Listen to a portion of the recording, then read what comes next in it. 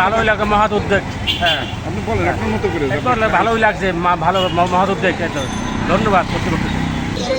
পানিটা খেয়ে অনেক তৃপ্তি পেলাম, যার জন্য ওই গরমের ভিতর আর আমি অনেক দূর থেকে হেঁটে আসছি, যার জন্য ওই পানি দেখে অনেক ভালো লাগলো। আমার মানে শরীরে অনেক ঘাম ঝরতেছে, তাই পানিটা খেয়ে অনেক তৃপ্তি পেলাম।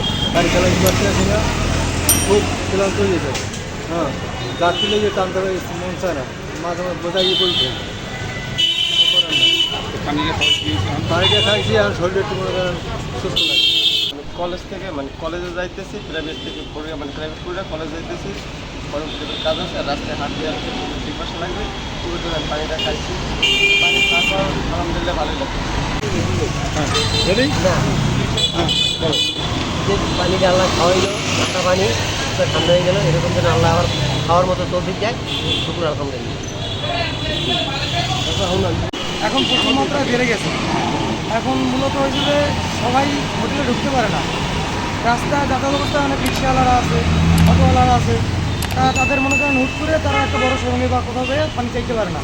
এর সুবিধা হয়েছে যে আমরা যাতায়াতের পথে পানিটা পাচ্ছে, এর ওনাদের ক্লান্তিটা একটু হলেও নিবারণ হচ্ছে।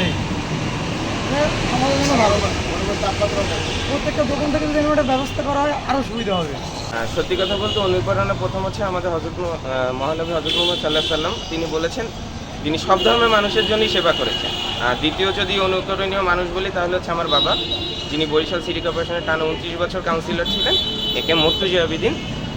আমি দেখেছি আমার বাবাকে রাত 2টা, 2:30, 3টার সময় মানুষের সেবা করে গেছেন। কেউ আসছে বা ফোন দিছে, কোনো সাহায্যের দরকার হয়েছে, তিনি করেছেন।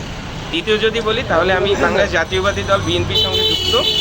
আমাদের বাংলাদেশ জাতীয়বাদী দল বিএনপির যে ভারপ্রাপ্ত চেয়ারম্যান জনাব তারেক রহমান, উনি সাধারণ কর্মীদের এবং সাধারণ মানুষের যে সেবা করেন, আমি তার থেকে অনুপ্রাণিত। কারণ আপনারা দেখবেন আমাদের ভারপ্রাপ্ত চেয়ারম্যান জনাব তারেক রহমান এবার ঈদে আমাদের দলের কর্মী এবং সাধারণ জনগণের জন্য অনেক কিছু করেছে। যাদের অনেক ক্ষতি হয়েছে তাদের জন্য তিনি ত্রাণ সামগ্রী থেকে শুরু করে অনেক কিছু পাঠান। আমি তার কাজকর্ম থেকে অনুপ্রাণিত। আমি চাই যে আমার মতো আরও কয়েকজন শুরু করুক, কারণ আমরা যখন শুরু করব তখন এই সমাজে অনেক কিছু পাল্টে যাবে।